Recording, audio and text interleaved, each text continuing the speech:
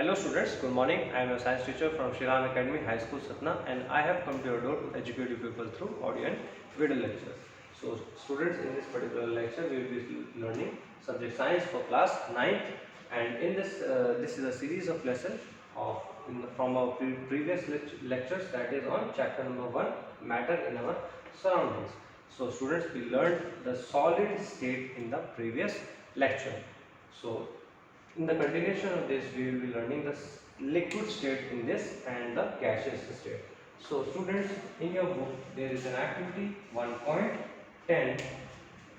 You have to perform this activity at home and you will be seeing that how liquids characteristic are observed. Okay, so यहाँ पर सबसे पहले आपको क्या करना है, you have to take water, cooking oil, milk, juice and cold drink. How will you take? You will be taking 50 ml of each one of them, है ना, सबका एक वाटर का 50 ml, कुकिंग ऑयल का, मिल्क का, juice का, cold drink का, सबका 50 ml लेना है. मेजरिंग सिलेंडर से मेजर करते हैं वॉल्यूम को लिक्विड्स के, ठीक है. तो यहाँ पर 50 ml हम ले सकते हैं. Now you have to take containers of different shapes, है ना. मैंने 5 कंटेनर लिए हैं. कंटेनर्स को नाम दे देते हैं 3, 4, 5. डिफरेंट शेप्स हैं इनकी, देख रहे हो.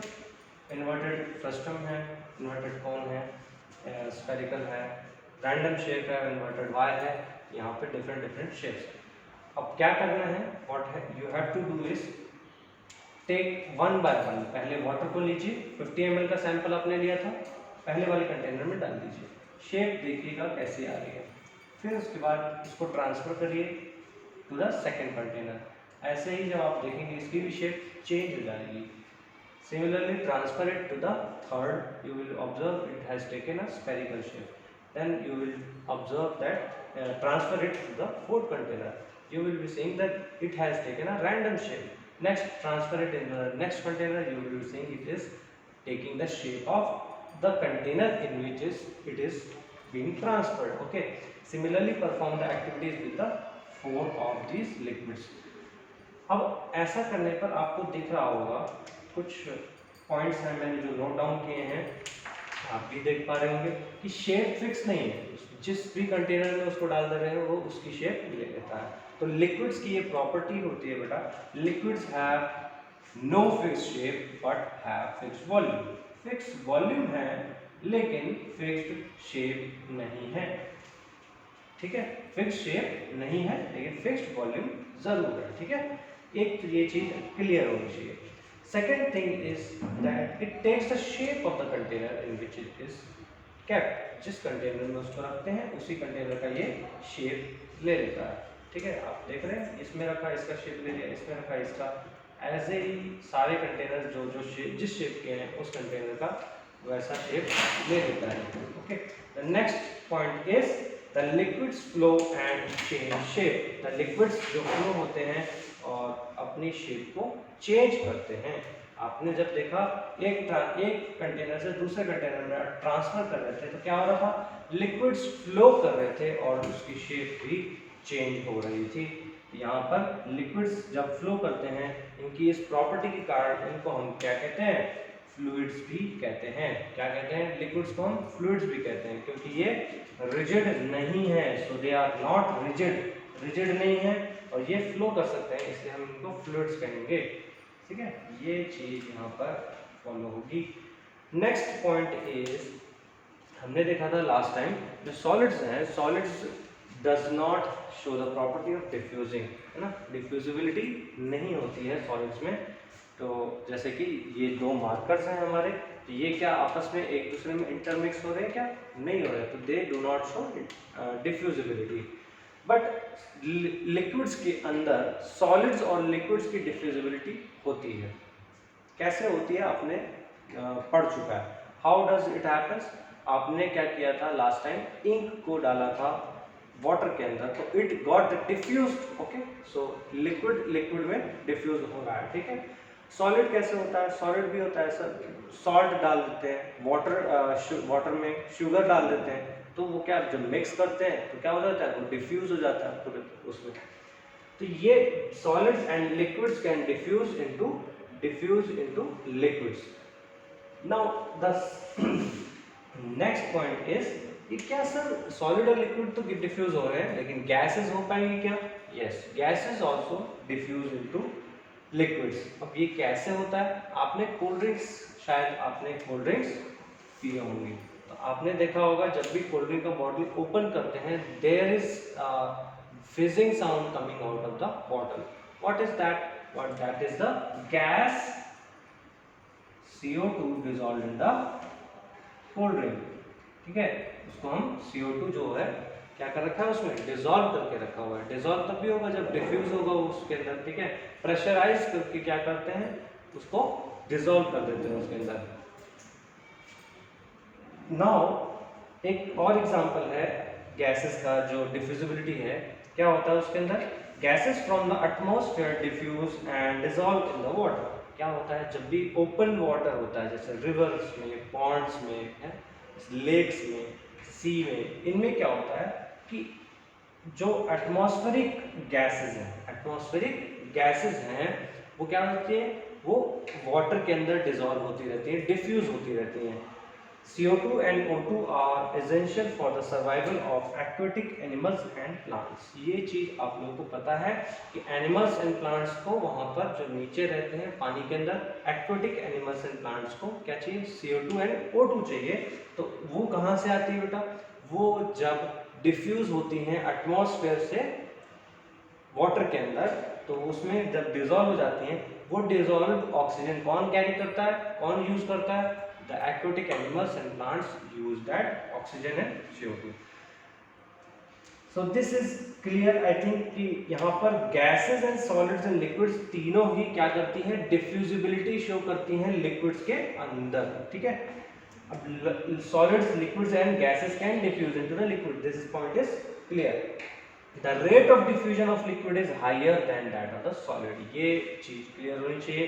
जैसे मैंने कहा, रेट ऑफ डिफ्यूजन जो लिक्विड्स का है वो ज़्यादा फास्ट होगा एज कम्पेयर टू सॉलिड्स. आपने देखा इंक जब आपने डाला तो it easily and it diffuse very fast, and if you put a sugar or a salt, it takes time to diffuse. Okay, so this is the difference. Rate of diffusion of liquid is higher than the solids. इसका fact, इसका reason क्या है? इसका reason ये है बेटा कि जब लिक्विड स्टेट होती है उसमें जो पार्टिकल्स होते हैं, they move freely and they have greater space between each other as compare to the particles of the solid particles. Solid state में बेटा हमने बताया था कि सॉलिड स्टेट में पार्टिकल्स कैसे होते हैं? They are fully compact and they do not have any space between them and they do not move also. ठीक है ना, ये मूव भी नहीं कर पाते हैं, they do not move freely. तो ये एक जो पॉइंट है, इसके कारण ऐसा होता है. अब लिक्विड्स के अंदर क्या है, देखिए ये मैंने एक microscopic vision of water liquid बना रखा है. यहाँ पर क्या हो रहा है कि ये कंटेनर है, इस कंटेनर के अंदर पानी भरा हुआ है. ठीक है, माइक्रोस्कोपिक विजन दिया हमने. जो वाटर के पार्टिकल्स हैं बेटा, ये देखिए इनके बीच में स्पेसेस हैं, एंड मैंने एरो से इनका मूवमेंट शो कर रखा है. I have shown the movements of these particles of water. तो यहाँ पर क्या हो रहा है? They have the capability to move freely and they have greater spaces between them. इसी कारण से, due to this reason, they have high rate of diffusion. Okay, so I think this thing is clear. So these are the properties of liquids that you can write in your notebook also as a notes. And coming to the next topic, that is the gaseous state. These are very important topics that I am teaching you. So please remember these. तो gaseous state जो है बेटा, next state is gaseous state. आपने देखा होगा एक gas cylinder, गुब्बारे वाला, बलून वाला, क्या करता है? एक गैस सिलेंडर से बहुत सारे बैलून्स को क्या कर लेता है? फिल कर लेता है. So tell me, how much gas does this cylinder have? आप कैसे बता सकते हैं कि सर कितनी, जब तक कि सिलेंडर खत्म नहीं हो जाएगा, सिलेंडर के अंदर जो गैस खत्म नहीं हो जाएगी, तब तक वो बलून्स भरता रहेगा, और वो कितने ही सारे बलून्स भर सकता है इससे, है ना? सो It is very impressive, interesting to know how much gas this cylinder have and how such a large amount of gas is filled in this container. So activity 1.11, I think 1.11 it is. Activity 1.11, you have to take a syringe, okay, syringe you though that used by the doctors. You have to just take a syringe, not needle. Syringe लीजिए, उसमें जो piston लगा हुआ है उस piston को लगा लीजिए. Put up air rubber cork at the opening of the syringe. Syringe की ओपनिंग में आप क्या कर लेंगे, उसको बंद कर लेंगे रबर कॉर्क से. एयर, सिंपल एयर हो उसके अंदर जब, तब उसको क्या करिए, पुश करने की कोशिश कीजिए. You have to try to push that piston from this point. धक्का दीजिए यहाँ से इसको. अब जब ऐसा करेंगे तो क्या होगा, एयर के टाइम पे तो आप आराम से उसको पुश कर सकते हैं. ठीक है, दिस थिंग इज क्लियर.